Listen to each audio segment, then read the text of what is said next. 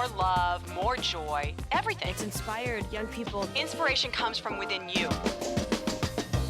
When you clear out the garbage that's in your mind, you then create space for something better, more beautiful to come in.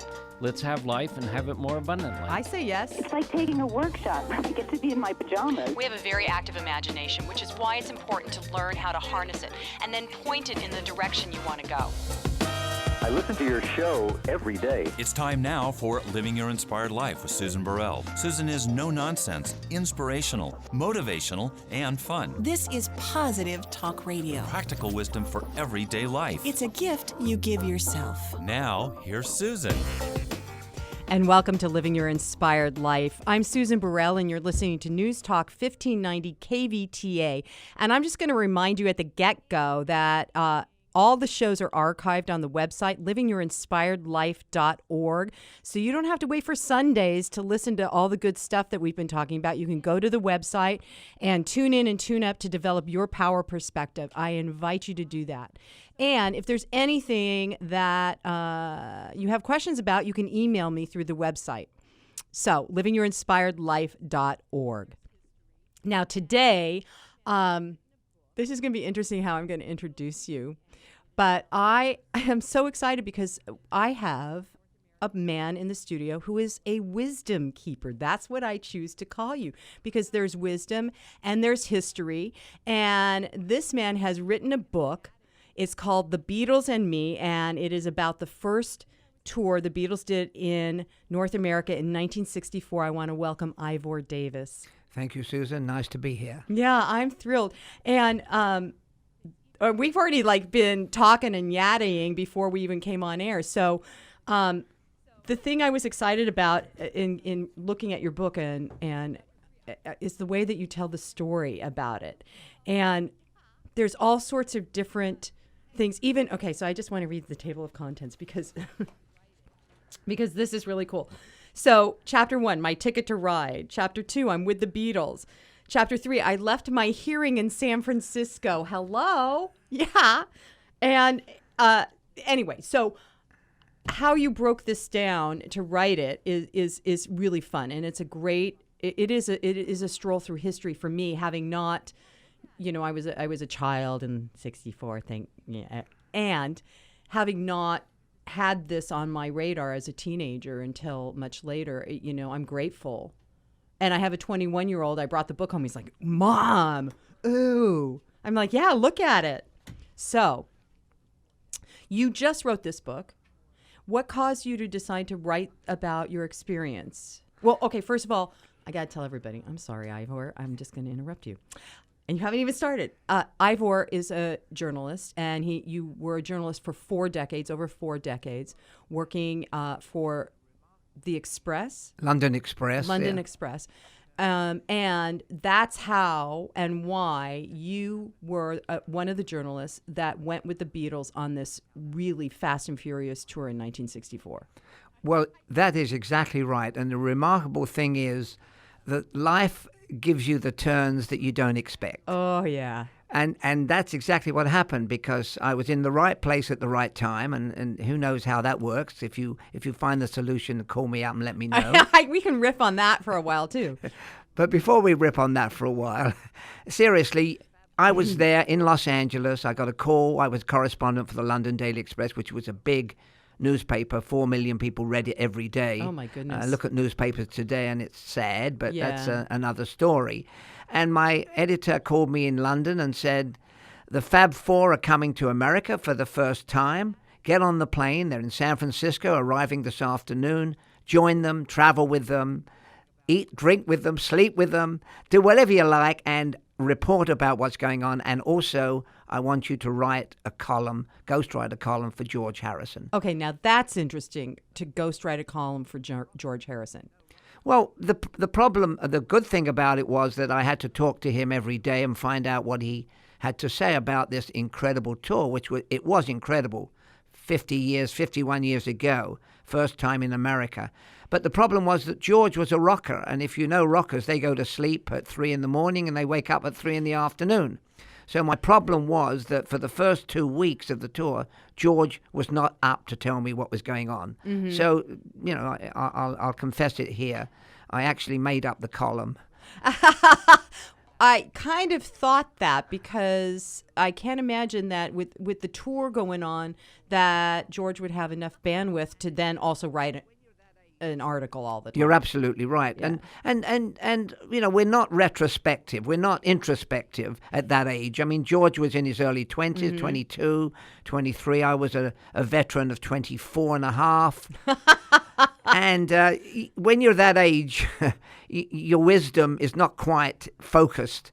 George, of course, much later became a different man. It was a different person to the guy I knew back then. And he grew up and he looked for religion. He looked for the meaning of life, and that took him down a different path. And as a result, George Harrison became a much better musician. And a great musician. I have chills as you're saying that, Ivor. Yeah. Yeah, a great musician because he was just a young kid, and they were all young kids in the candy store hoping to pick the fruit, and Right. they did pick the fruit. So that was the way it started. Not a rocky start with the Beatles, a rocky start with George, but it got better. So it must have been okay. So I got to ask, because you were in your early 20s. Did you realize at the time that you were actually witnessing history being made? Or was it just a wild ride and who knew if it was going to really go anywhere? Answer B, you're right. Oh, wow. Who knew? I mean, I always say that Ringo at the end of the tour, when they made $1 million, said his ambition was to open a hairdressing salon. So that was big time. And John and Paul particularly, said he wanted to write for other musicians. So they never believed that 50 years from then, we would be sitting here in a studio in Southern California, Ventura, California, Right. Great town, by the way, talking about the Beatles and their influence on the music world, which is enormous. It was huge. They never knew. I mean, did you know when you were 23, 24? Oh, no. And no. And that I would be doing what I'm doing now? Exactly. No. Or having learned or experienced? No. So, but it's interesting that they really they were just a band playing and traveling around and not really realizing that they were going to be megastars. They never knew they would be megastars. They knew that the insanity that followed them, the Beatlemania, was overwhelming. And they knew even then that they wanted to be great musicians, and they turned out to be that way. But at the time, they were just icons, and the girls came to scream at them and not listen to them. And that was one of the problems, because every concert I went to on the first tour or the second tour, you couldn't hear what they were saying, Right. because young women screamed from A to Z. Right, and the pitch. Oh, my God. What was interesting in reading your book, too, I didn't realize, but they played at sports stadiums because in the early 60s, there were not large enough venues for the amount of people that were turning out. And because it was sports stadiums, there wasn't a sound system. I automatically assume there's sound systems in every sports stadium I mean, now. they played the Cow Palace. It had a sound system for a presidential convention, for a cattle show. Wow, yeah. And yeah. and at football stadiums, it isn't for singing. Today, of course, it's a multi-billion-dollar Yep. system that they take with them. I mean, Paul McCartney travels with a flying circus. Right. And Ringo, who still tours even today, travels with a huge backup technical group, truckloads of people. But then it was just two guys, two road managers, and a couple of plug-in guitars. I mean, Right. It was amazing. A couple amps, and that was it. And hopefully the mics work. Well, even at the Hollywood Bowl, Susan, at the Hollywood wow. Bowl, which you think they would have a better system, they recorded the shows, and they were useless. They wanted to put them out, and they've worked on them for 50 years. They finally managed to get all the wrinkles out, and you can probably get a Hollywood Bowl concert record of that event. But at the time, it was impossible. Yeah. Wow. And that's amazing. That's something that we take for granted in this day and age with all the technology and all the development. So what I'd like to do is I want to talk about a few of the key players. Like I want to talk with you about Brian Epstein. Yes. These are names: Brian Epstein, Sid Bernstein. I was like, oh my God, yes, these are famous names now. And then to go through each of the Beatles. But Brian Epstein. So what was your experience about him? And Well, Brian was very aloof. he was very savvy, though, wasn't he? He was very savvy. He knew. He came to see Ed Sullivan in November 1963 and said, "Put them on the show. They'll be bigger than Elvis." And Ed Sullivan said, "You've got to be kidding." And it turned out to be true. So he was savvy. He knew them. He was in love with them. He was passionate about them. He wanted them to be big stars. As an individual, he was a rather strange fellow. Mm-hmm. First of all, he was homosexual, gay, at a time in England when if you were gay and you could get arrested, and many gay people in the UK did get arrested. Right. They changed the law to make it okay between consenting adults, Thank God. homosexuality. But back then, so Brian had that secret to hide. I mean, we knew that he was gay, but he kept it hidden.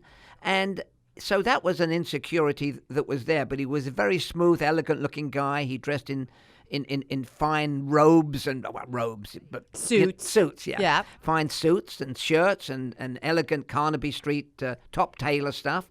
And he was the guy who cleaned the Beatles up, because the Beatles, when they were in Germany doing these strip joints, playing from 7 p.m. until 7 a.m., they were scruffy, they were greasy, they smoked cigarettes, they had leather jackets, they made rude remarks, they swore, and Brian cleaned up the image. He put them in those suits. Very smart. And he had them bow politely. And there's always a great story, because the image that came across back then was the Beatles were a clean-cut bunch of guys, whereas the Rolling Stones were a scruffy, vagrant bunch who somebody said, the Beatles were fine. You could take home to Mummy and Daddy, but the Rolling Stones, if you let them into your house, they would burn the place down. Right. Oh, that's very funny. Image. Right, and so Brian Epstein saw he saw the vision, the arc of where they could go, and he was great at promoting that. Yeah, I mean, he promoted them. I used to see him when John put his hands in his pockets. Brian would go up and scold him. I mean, silly things like that. And also, of course, in those days, they smoked like chimneys, and they smoked in their hotel rooms. They smoked in their press conferences. They smoked. They never were without a ciggy, as they used to call them back then. So it was, and of course, they drank a bit. But that goes with the territory. As a rock and roll, you've got to drink a bit, and you've got to maybe take a few uppers and downers to stay awake. Right, and especially with this tour, the 1964 tour, it was fast and furious. It was how many cities over how many days? It was 24 cities in 35 days. I can't even imagine. Well, the Beatles never knew where they were, actually. Yeah. I mean, the only thing I remember vividly is when we got to Canada, and some of us knew where we were. The plane landed in Toronto, and the customs guys came aboard, and they asked the Beatles, first of all, for their autographs, and then they asked them for their passports. And we thought, we must be in a foreign country. Well, Canada. Well, and they hit the ground running when they came over here, because they were totally jet lagged when they first got here, because they came from England. Straight from England. I mean, it's the older you get, the more jet lagged you become. Oh, my gosh. But they were jet lagged, but they hit the ground running, as you said, and it was it's sort of a harum-scarum wild time from beginning to end, and they were trapped in their hotels because if they stepped outside, they would have been ripped apart by these young women, or at least not quite ripped apart, but you know what I mean. Right, mobbed. So let's talk about, from your perspective, how was that? Because in every city there were the mobs. They were the mobs at the airports, at the hotels, wherever they were.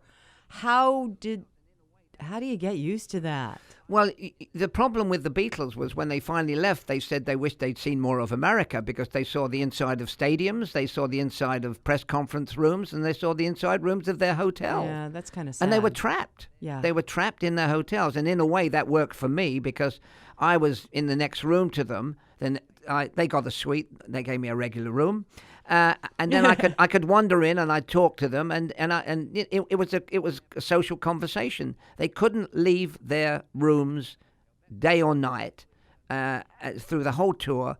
They did get a few days in Missouri to a dude type ranch, but otherwise they were trapped. Yeah. Hotel, airport, private jet, which we all traveled on, back to the hotel, back to the conference. It was a kind of a treadmill of total commitment to what they were doing. Mm-hmm. And not a lot of fun. Not really. I mean, I think they had a little bit of fun with the, Miss Albuquerque or Miss whatever that was trotted into their room and stuff like that. And there was a slight touch of, how shall I put it, a little bit of hanky-panky here and there. But, they were healthy young men with virile libidos and whatever. I can't imagine, and I shared with you earlier that I worked in the entertainment business, and I cannot imagine anybody, if men or women are throwing themselves at you, that it would be very hard on a constant basis, especially when you don't know where you are. What city am I in now? Yes. It's almost like there's a need for that human connection to make it a little more grounded. Well, I think that's an interesting way, and I hadn't thought of it that way, but that's a good way of putting it. Because, what do you get? You get the same old, same old. I mean, it sounds, to somebody new looking at it, it sounds exciting. But as you said, you worked in showbiz. You saw the way some of these showbiz personalities are cosseted, and every whim is given service. Right. And so it's you yearn for a little bit of normalcy. Right. Normalcy, I'm sorry. Right, normalcy, yes. A normality works for normality. me too, Ivor. Yeah. So in your overview, I want you to give us an overview of how they were, and here's the question I want to ask. Did you notice a change in them during the course of those days in terms of a growth of becoming more aware of who they were by the time they were leaving, more aware of, or was it just a grind? Well, I wouldn't say it was a grind. It may have been a grind from time to time because they did their shows and they were gone. But over the time I got to know them, their personalities came out. I mean, you were asking about Brian. John Lennon, I think, was the most outrageous, the funniest, the wickedest, the most Beatle with the most warped sense of humor. And he was always fun to hang around with, and we'd play Monopoly in the middle of the night and stuff like that. He was great to be with. Now, Paul hasn't changed much. He's still very smooth and polished and charming, and he was smooth and polished and charming back then. So his traits were set. Mm-hmm. And George, as I mentioned a little earlier, was a bit sullen, a bit uncomfortable with the media, uncomfortable with the accolades, and so he withdrew into a shell, and they called him the Quiet Beatle. He didn't have much to say then, but then he grew and matured very, very well. And then I always say, well, Ringo was the drummer.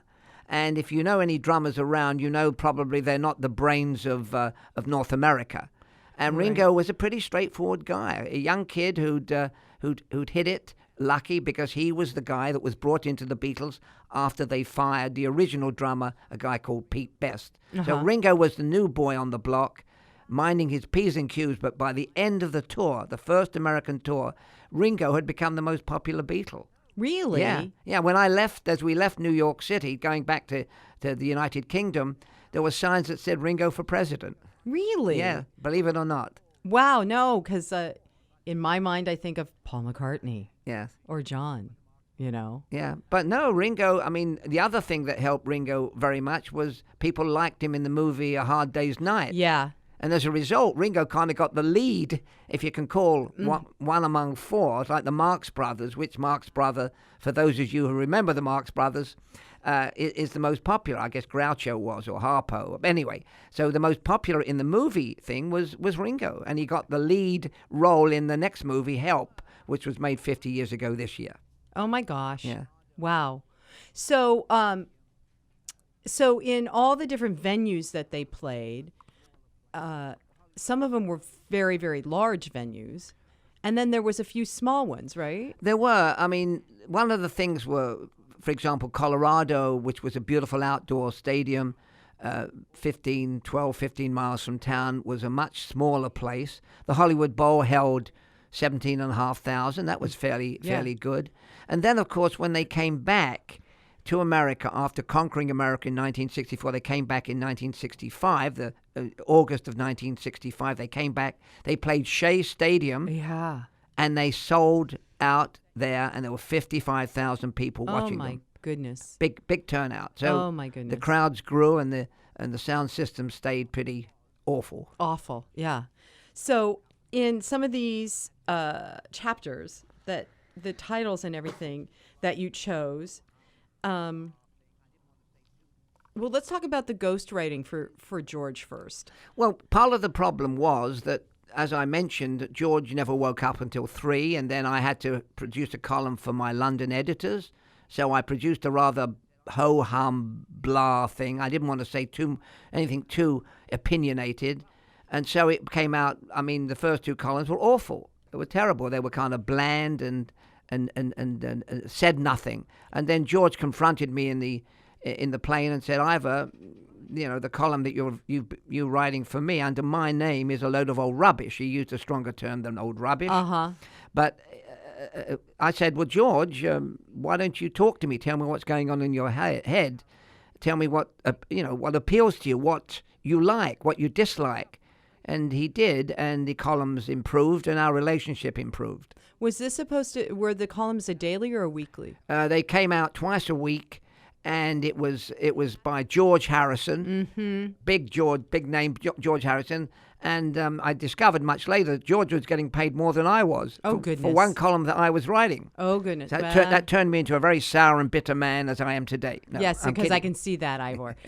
And that's kind of the way those things roll too. Yes. in Hollywood. You know, yes. It's fascinating. Well, all the stars that write their books, they don't really write their books, do they? No, nope. And I could go into a segue, but we won't do that. So then the idea of John being the cut up, the guy with the wicked sense of humor, did that also show up on stage when they were performing, or was it mostly they just did their act? Well, they did their act, and the interesting thing about the act on the tour was that they seldom deviated from the script. They did their 10 songs, and they bashed them out in 28.5 minutes. Holy moly! Yeah, can you believe anybody going to a concert and seeing the Star Turn do 28 minutes? And the Beatles kind of had a fiendish grin about them because they tried to break their record. They tried to make it 27.5 minutes, and sometimes they did. Wow! And the thing that happened at these concerts were they did their 10 numbers. They put their guitars down, they left the stage, they never came back. By the time everybody left the stadium, they were gone in the first limo, and we were in the second limo. Wow, so there was never an encore we do nowadays where the girls start screaming. And I was at a concert at the Hollywood Bowl recently for a really popular pop star. And the little 14-year-old girls behind us that were shrieking after the star left the stage, and sure enough, come back 3 more songs. It's expected now. Oh, of course it is, and it was an hour and a half concert to begin with. Well, I mean, as I said, you'd be hung, drawn, and quartered, as we say, if you tried to get away with 29 minutes. Yeah, you wouldn't. I mean, Paul McCartney in his 70s plays for 3 hours and 15 minutes. Wow. Yeah. But tickets were a bit cheaper then. Now tell us about that, because I was astounded when I forget what venue it was, and you said it was like $2.50. 50 cents were the cheap seats, and $5.50 were the top of the heap. Now, wasn't that part of Brian Epstein's idea? Exactly. Yes, you're right. Brian insisted. Brian wanted to make absolutely certain that the Beatles coming to America were going to be a success, and he thought if we overpriced the tickets, that could work against us. So he told every single promoter of this, Bob Eubanks in L.A., right, who lives in Ventura County, still around, very lively man, said that Brian said to him, the tickets are not to be priced above $5 or $5.50. And that was the case all over the country. Cheap tickets. Mind you, for 28 minutes, if you work it out, maybe it wasn't that cheap. Yep, I just bought concert tickets for a venue. I won't name the venue. But the tickets to see somebody in concert were, I think they were $60 a seat. Well, ouch. Well, that is ouch. But let me tell you, I was at the Beatle convention a few months ago in Chicago, and a woman came up to me and she said she goes to see Paul McCartney wherever he plays. She sits in the front row and she pays $2,500 per seat. Well, I mean, that's insane, isn't it? That's insane. I'm making such a face here. Lady. Yeah. You know, I guess if you got that kind of money and oh my God. Yeah. Paul. Yeah. What the hell? I don't know. I haven't worked it out, but a minute, but it's probably quite cheap. But Wow. Wow. but amazing. Bit different in tickets. But you say $60, that's fairly reasonable in today's day and In age. our mindset it is, It you is. know, right? If you want to see the person that you really are enjoying their music. Yeah. So fascinating. Yeah, well, I mean that was the whole difference in pricing then, and Brian was worried that the Beatles would not be a success in America, and he thought by making the tickets reasonable, he could guarantee that people would come, and they came, and they were all sold out. Maybe Colorado wasn't sold out, and then in 1965, the San Diego wasn't sold out, but most of the places you couldn't get a ticket. So, Ivor, let's go back to each of the Beatles. And the name of the book, everyone, is The Beatles and Me on Tour by Ivor Davis. And I was reading about you trying to crack Ringo open to have a conversation with him, and it took you a while to finally figure out how to get him to start talking. Yeah, I got him to start talking because I discovered that he'd played at a holiday camp, which is a kind of resort camp, the kind of British answer to the Catskills, which was an old camp where people used to go, working class people went for a cheap holiday. And Ringo performed at Butlin's holiday camps back then, and we're talking 65, 66, mid-60s. And once he learned that I also worked at Butlin's, I was not talented enough to sing, dance, or tell poetry or read poetry or anything like that. I was a public relations director. Then we hit it off because it was a unique experience being there, working there, the excitement, for young men. It was a great place to meet young women. Uh-huh. Oh, yeah. Early 20s, in your early 20s. Yep. And so we hit it off from then. But at that time, Ringo wasn't. I would say Ringo was the least sophisticated of the bunch then, and now, of course, he's done rather well. Lives in Los Angeles with his wife, who he's remained together. But he's gone through his tough times, as most people know. I mean, he was heavily into alcoholism, and so was his wife. And he's now kicked the drink, and now is looking very, very, very fit and well for a man of that age. Right. So have you maintained relationships with these guys after that? Well, tour? I wouldn't say they call me and say, "How you doing, Ivor?" But I did see Ringo at one of his concerts at the Santa Barbara Bowl, and then I saw him again when he did. They put an exhibit on at the L.A. Grammy Museum in downtown Los Angeles. I saw Paul a couple of years ago when he did a concert in memory of the 9/11, because Paul was in New York when 9/11 happened. Oh, I didn't realize yes, that. he was. I And did not realize he that. fronted a concert to benefit the survivors and the families of 9/11. So we talked on that occasion.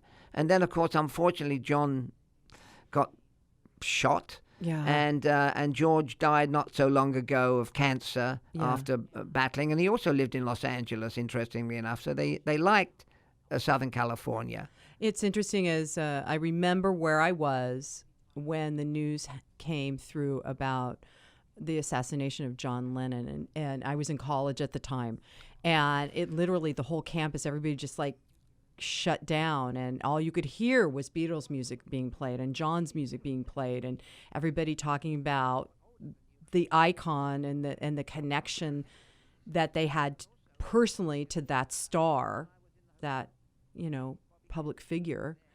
It was interesting. Well, it's interesting you should say that, because I mean, most of us who are somewhat older than you remember where we were when John Kennedy was assassinated, and also where Bobby Kennedy was assassinated. And I was in the hotel with Bobby Kennedy. I was there 10 steps from the kitchen when he was shot. Wow. I was covering his presidential election. So some of these events, I mean, John Kennedy, Bobby Kennedy and John Lennon, it jars you, doesn't it?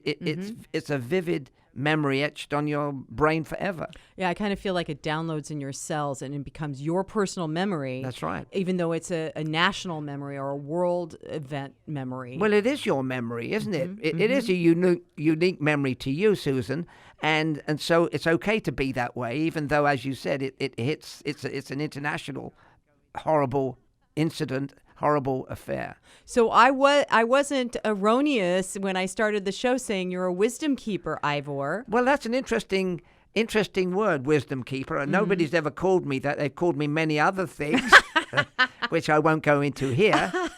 But it's kind of well, I suppose what it is it's when you get to a certain age, you have to have done something in your life, and so I've done a few things, and so some of that wisdom is there, and then.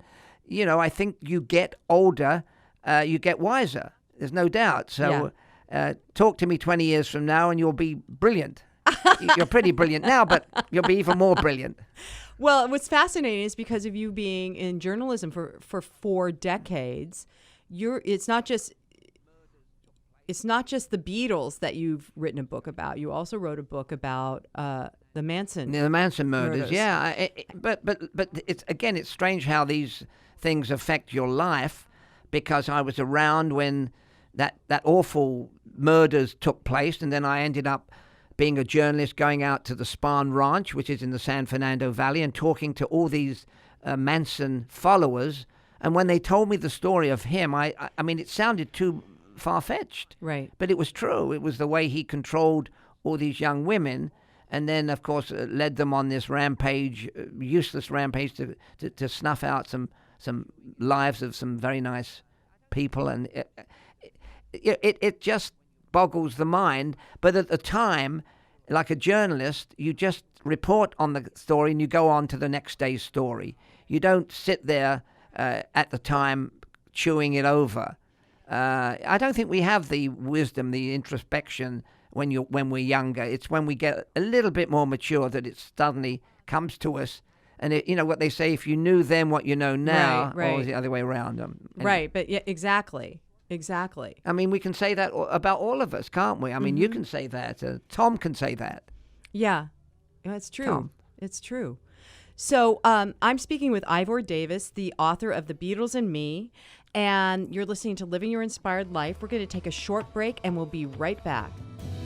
Hi, this is Susan Burrell from Living Your Inspired Life. I always find it easier and more fun to expand my life by being connected to open-hearted, like-minded people committed to being on the same path I am. If you feel the same way, I suggest you visit a Center for Spiritual Living.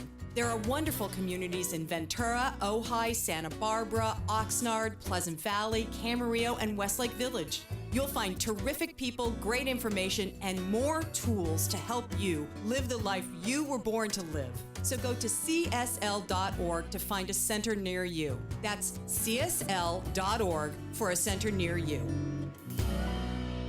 Welcome back to Living Your Inspired Life. I'm Susan Burrell, and I'm having a wonderful, fun conversation with Ivor Davis.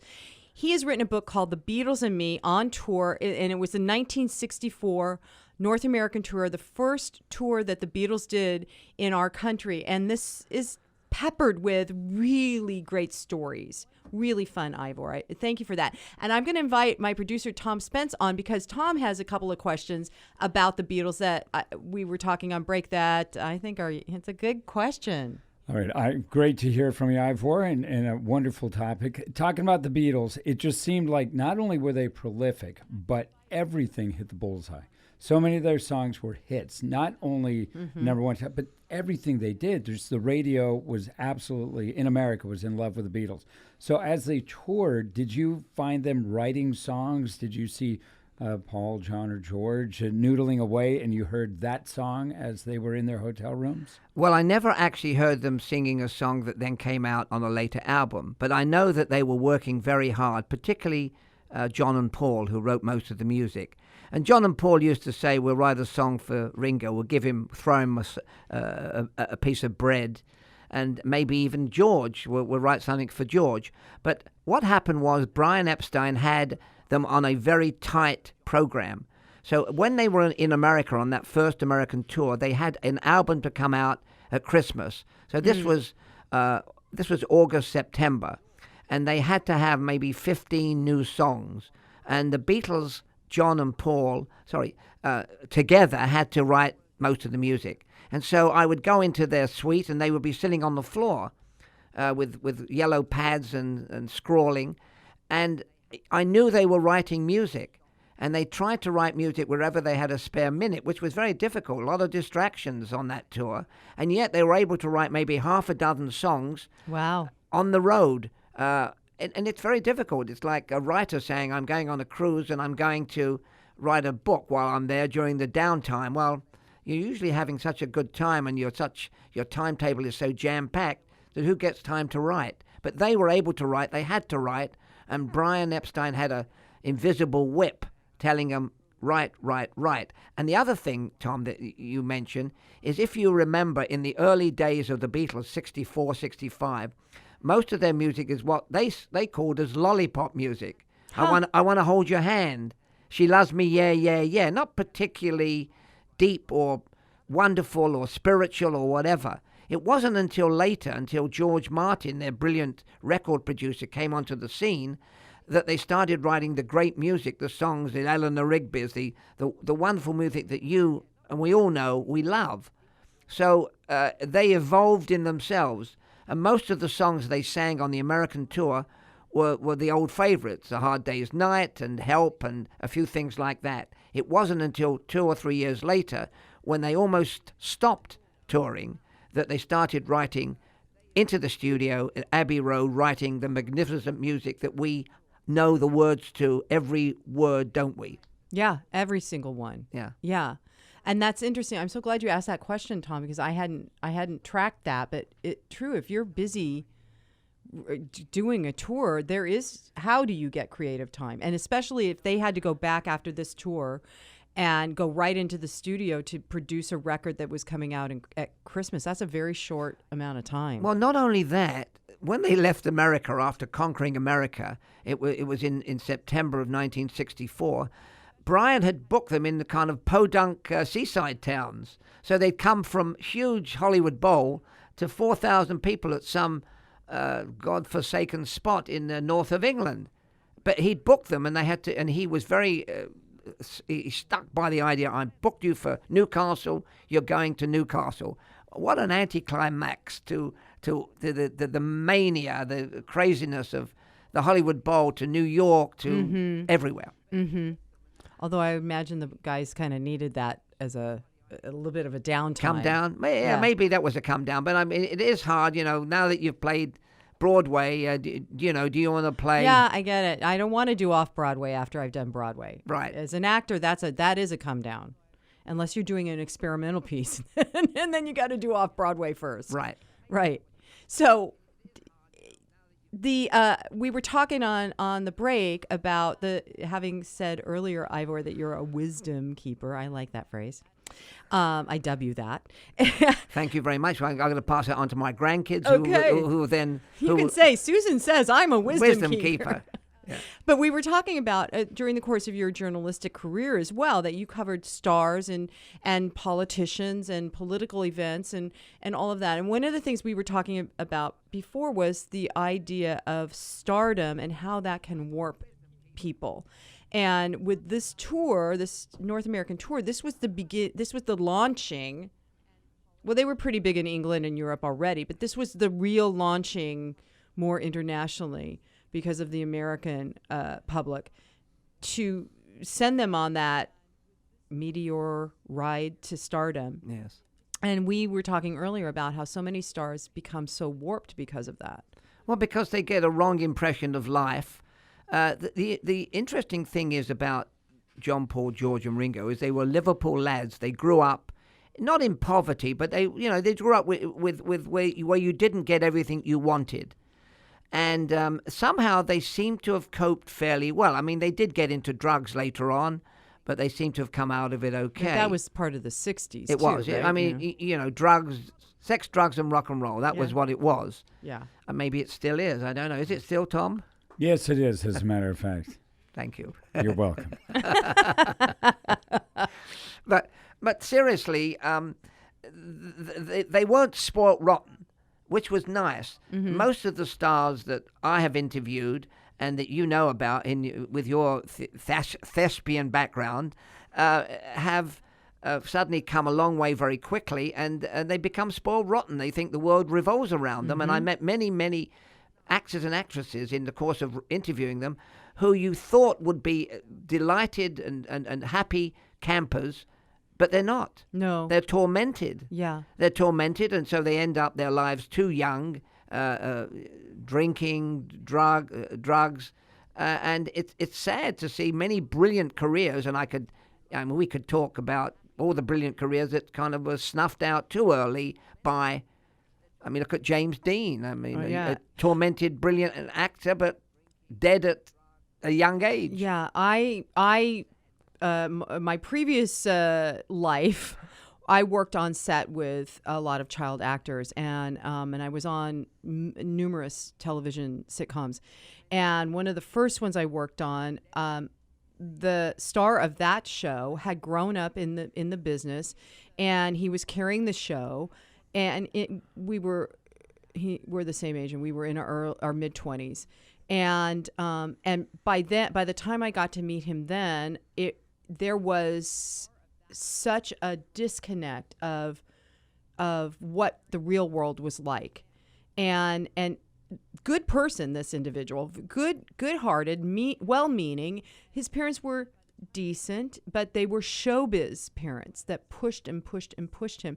And then when that show, which had a successful run, when that show went down, was finally done with its run, this young man was unable to really get another step up, and he's been doing all these other things that I just watch him, and I saw that he was moving into a little bit more of a reclusive and alcoholic thing that he's moved out of, and as I've watched it, and it's just sad because there was, having grown up in the business, then when he wasn't in the business, so to speak, he tried to reinvent himself as a director, then reality TV, which is, he's one of those people that people go, what happened to you? Well, I don't want to put you on the spot, but can you name 5 child actors today who made it through adulthood to turn out to be well-rounded, normal, successful people? I don't know that I can name 5, and I worked with quite a few.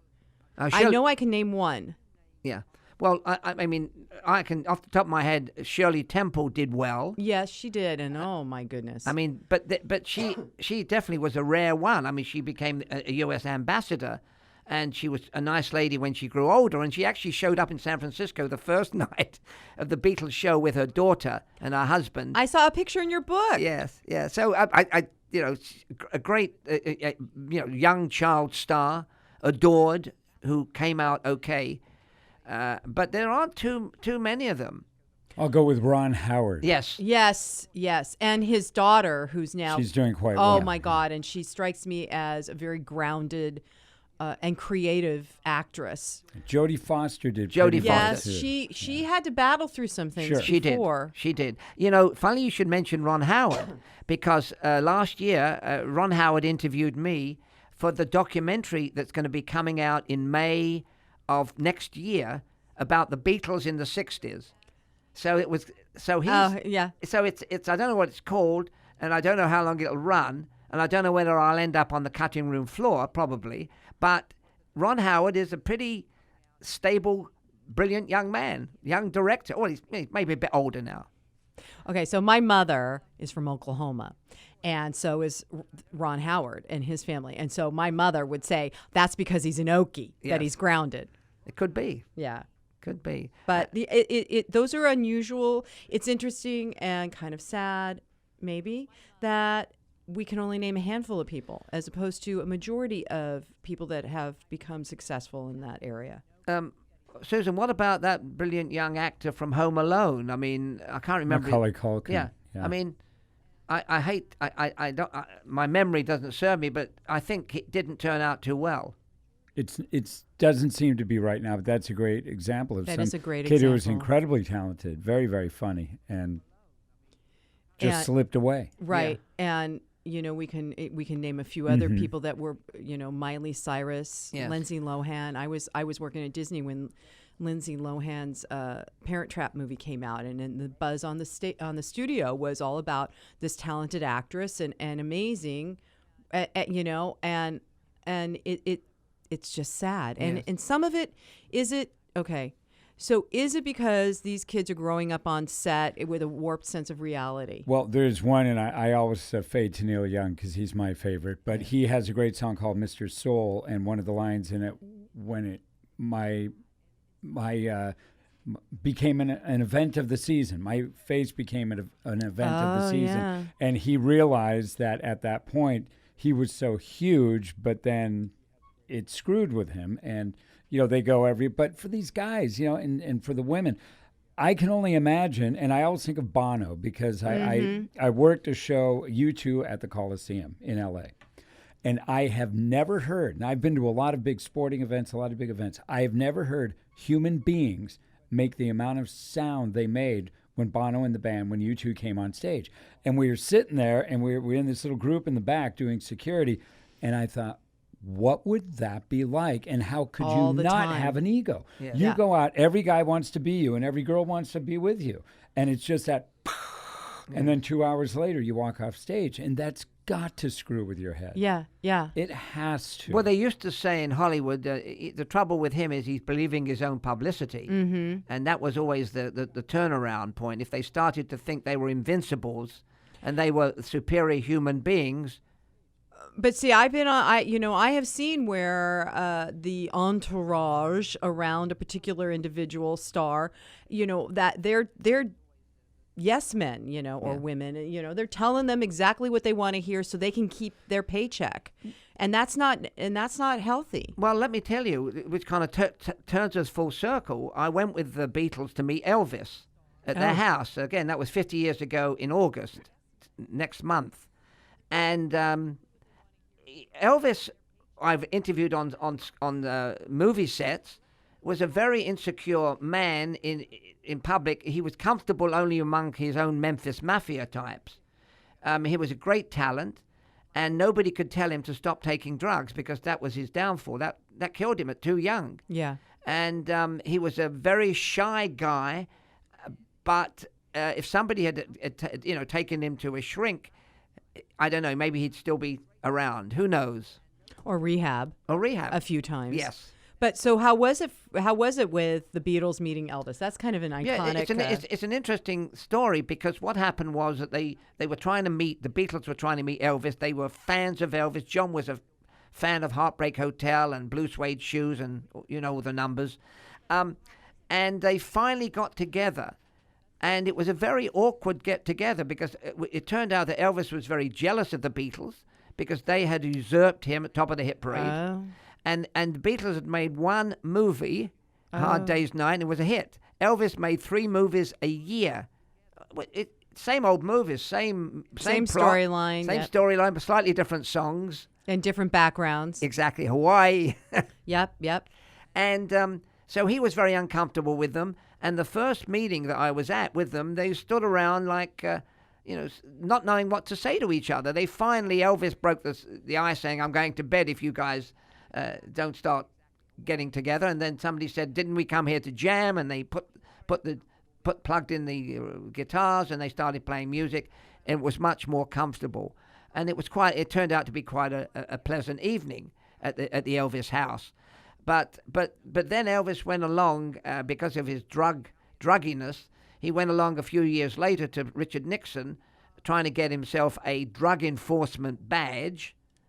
Oh wow! Yes, interesting. Which Nixon did give him. And during the course, during the meeting with Nixon, and I was told this by Elvis's half brother, during the course, he badmouthed the Beatles to Richard Nixon, saying they were a terrible influence on young people, and they just took their money and ran, and they didn't care.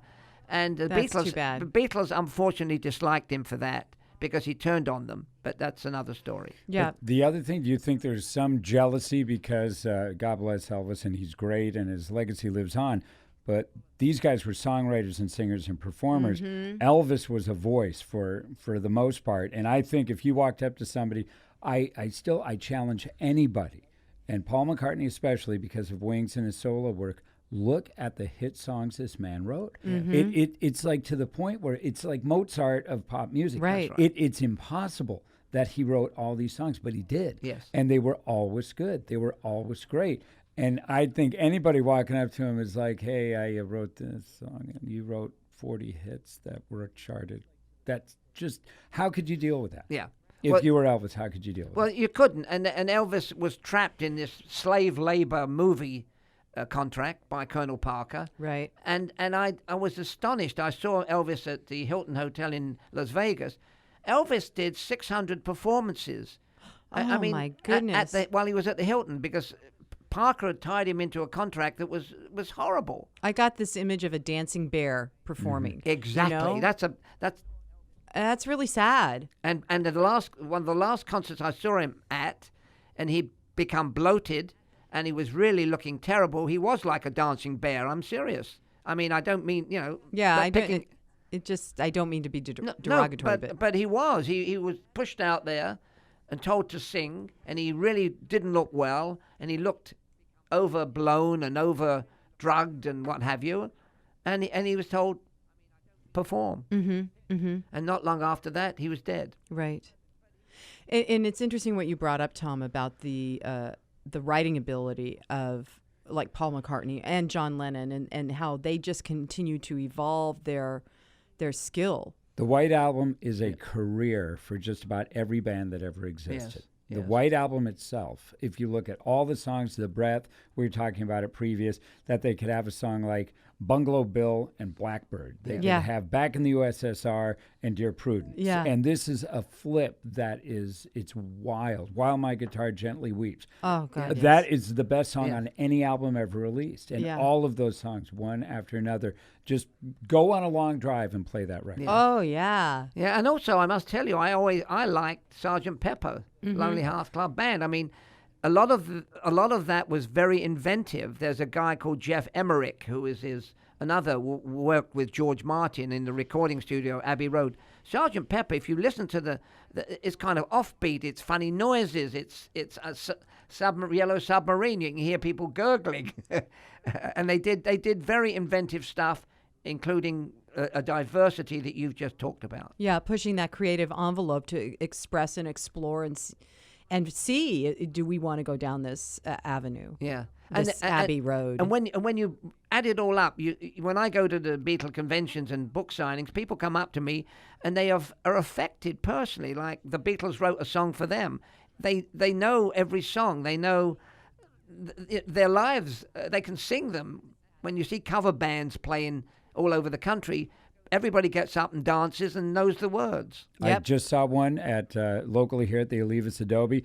When they played Hey Jude, a friend of mine leaned over and said, I don't think these people realize this is not the Beatles, because they just screamed with glee over that song coming out, and this was a cover band doing a great job, but that's the power of the Beatles. Yes. And it continues. I mean, and generationally, like I shared with you earlier, when my son was getting into music, the first thing I did is I pulled out all the Beatles albums, and that's what he got to listen. He and his friends, and they, for a year, as they're beginning to explore music, they're listening to Beatles music first. I was so happy. And did you ever see the bit that Chris Farley did on Saturday Night Live when he interviewed Paul McCartney? no, I didn't. It was so sweet and it was so funny because Chris Farley placed himself as the world's worst interviewer, and he said, like, Paul McCartney, remember when you were with the Beatles? And then he would say, stupid, and he'd be hitting himself in the head, and Paul says, no, it's all right. But then he continues, because what do you ask Paul McCartney? Exactly. What do you ask? When you wrote Hey Jude, what do you ask the man? And that Chris Farley did a very, very funny bit on just asking him the mundane questions, but Paul being very sweet and saying it's okay. Well, the interesting thing is there was a period of quite a few years when Ringo refused to answer questions about his time as a Beatle. I mean, it was in his blood, it was in his genes, but he decided, I want to be Ringo, and I don't want to be connected with the Beatles. He got over that very fast, believe me. Yeah, I bet he would because that was that when he came out with his own album? Yeah, early then, Yeah. early the albums, and then when he was trying to do a career as an actor, he played Uh-huh. a movie in Caveman, and he was on public Christian, the Magic Christian with Peter Brilliant Sellers. movie, Yeah, brilliant movie. very offbeat. Peter Sellers, good funny movie. So he went through his acting bit. So did Give My Regards to Broad Street. Paul McCartney didn't do very well, but. Right. I know we Interesting. only have 2 minutes left, but we have to think Back Off Boogaloo. I'm going to try to roll through. He had some great solo hits. He was extremely popular. And we Ringo. forget that about Ringo sometimes, yeah. but he had a line of hits. Well, when I went to see him at the Santa Barbara Bowl, the biggest, with a little help from my friends, Yellow Submarine, they loved those, and they went crazy at the Santa Barbara Bowl. Yeah.